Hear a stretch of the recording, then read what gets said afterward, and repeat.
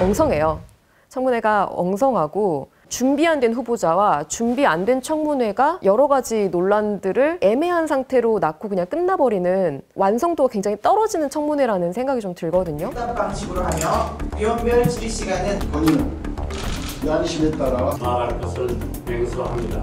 맹세합니다. 환경 전문가는 아닌 걸로 알고 있었는데 우리가 일상생활이었던 상식 시장 부분 인사를 자질과 능력을 전혀 확인할 수가 없는 사안들 뿐입니다. 인선 7기 이용섭 시장 들어가지고 그 인사청문회에서 문제가 된 게 벌써 4번째거든요. 공공기관장이 되려면 제일 중요한 게 전문성이잖아요. 관련 경력이 하나도 없어요. 전문가가 아니다라고 스스로 시인을 하거든요. 복지를 전공을 하셨다고 하는데 봉사활동을 한 번도 또 하신 적이 없다. 이런 식의 지적들이 좀 있었습니다. 상당한 기부를 잘하겠습니다. 부담하지 못했지만 일반적인 현황은 들어가. 비전문가 맞습니다. 빠른 시일 내에 저것으로 만들어서 정상용 후보 같은 경우에는 관련 경력이 하나도 없다고 했잖아요. 그럼 이 사람을 도대체 왜 내정을 한 거야? 라고 봤더니 이용섭 시장 선거 캠프에서 선거대책위원장을 해요. 경력은 없고 선거는 도왔고 그러니까 결국엔 선거 도와가지고 한 거 아닌가? 라고 사람들이 의문을 제기할 수밖에 없는 상황이고 도운 인사다 이런 지적들이 많이 있었던 거죠. 이거는 저는 청문회를 보다가 이건 조금 재밌었던 부분인데 교통법규를 뭐 어길 수도 있겠죠. 뭐 사람이니까. 근데 이분은 너무 많이 어겼어요. 5년간 50번 그리고 벌금이 한 200만 원 정도가 되거든요. 근데 사실 이쯤 되면 그냥 막 다녔다는 거거든요. 한 달에 한 번꼴로는 꼭 위반을 했다는 얘기밖에 안 되니까 사고만 안 냈다 뿐이지 계속 범법자인 상태로 왔다 갔다 하신 거잖아요. 정말 적어도 준법의식은 없구나 라는 정도의 논란이 있을 수가 있는 거죠.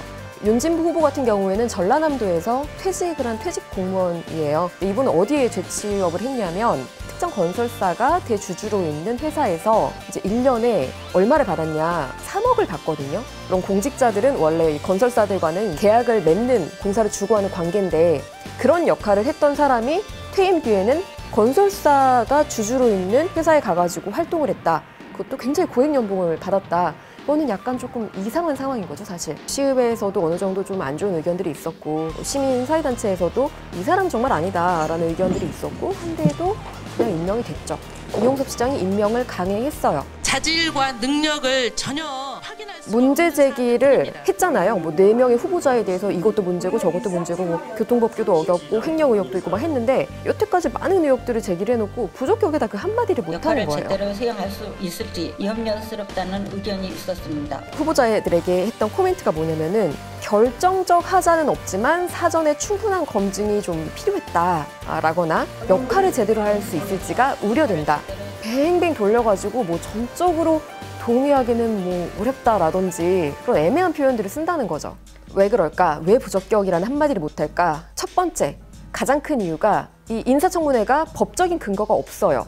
법도 없고 조례도 없는 상태예요. 2015년도에 광주시하고 시의회하고 우리가 적어도 24개의 공공기관 중에 8개 정도는 우리가 인사청문회를 하자 구두로 약속을 해요. 협약 당시에 적격, 부적격 뭐 이런 거는 안 한다라는 게 이미 들어가 있어요, 내용이.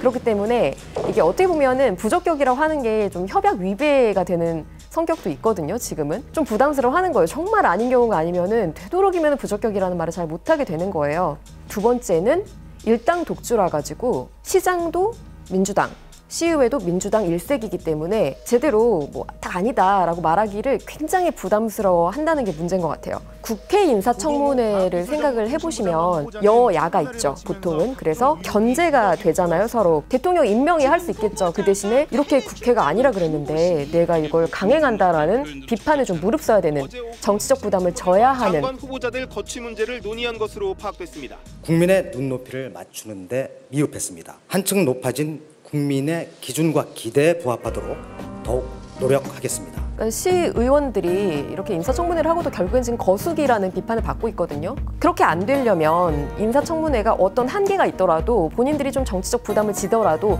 끝까지 가주셔야죠. 협약 내용을 일부 바꿔서라도 적격, 부적격을 표현할 수 있는 청문회로 만들어주는 게 시의원들이 노력해야 될 부분이라고 생각합니다.